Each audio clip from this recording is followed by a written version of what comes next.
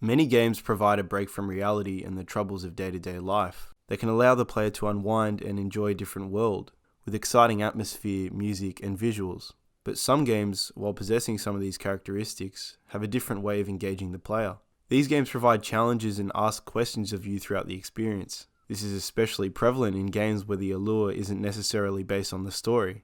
Other games might have amazing stories and worlds to explore, but I've always found games that can successfully encompass challenging gameplay have a better chance of hooking me.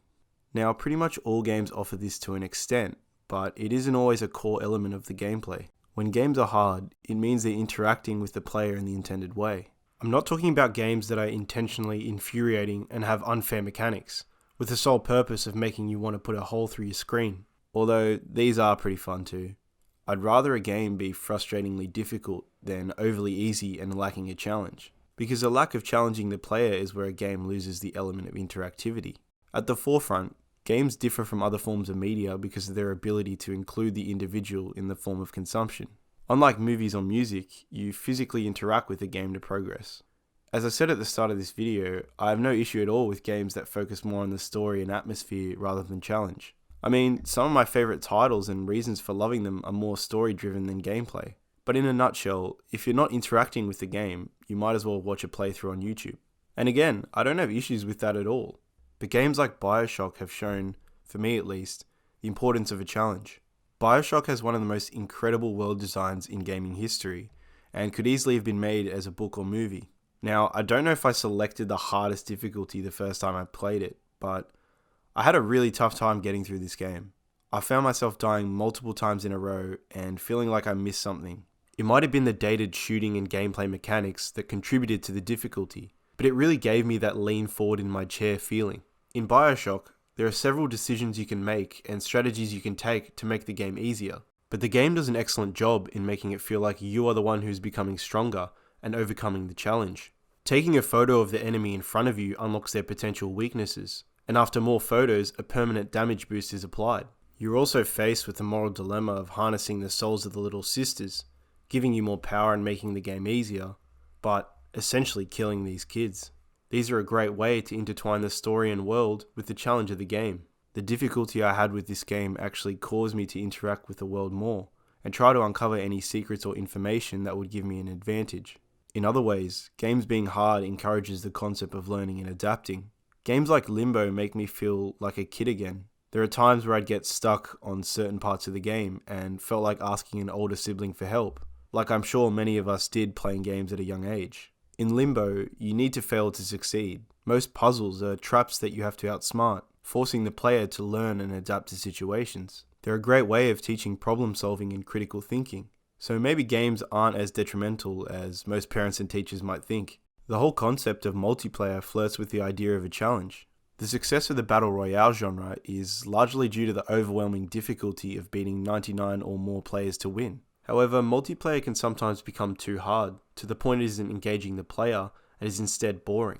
This is one of the main issues I had with The Division. It forced you to grind to possess a loadout that you could get away with, and if you didn't have good enough armor or weapons, it was basically curtains every time you stepped into a PvP area.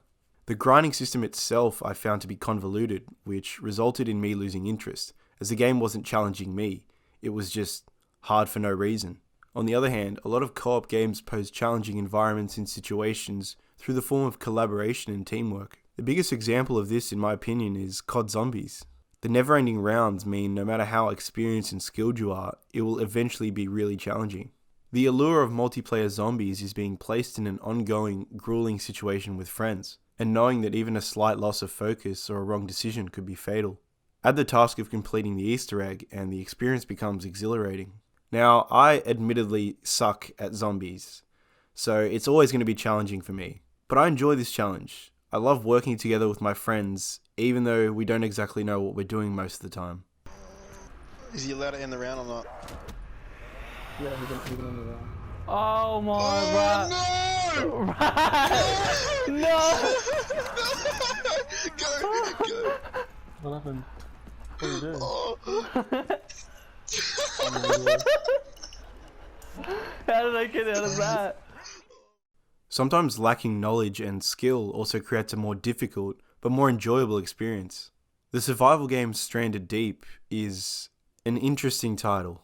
I loaded it up with a friend, and with both of us having no prior knowledge of the game or any strategies at all. For the first few hours, it was constant deaths and failed escapades. I was forced to learn the hard way that I couldn't swim to another island or else I'd be eaten by sharks, or that consuming 3 coconuts in a row would give me diarrhea. Again, this is an example of being forced to learn and adapt with teamwork in order to overcome challenges. Okay, how are we doing for health? Okay, not the Okay, best. no. I'm pretty sure we need to save. Okay, Okay, Okay. how do we make it? how do you make a shelter? Oh, back to this again. We need, well, I've got lashing. We need palm frond and sticks. I'm gonna get a rock.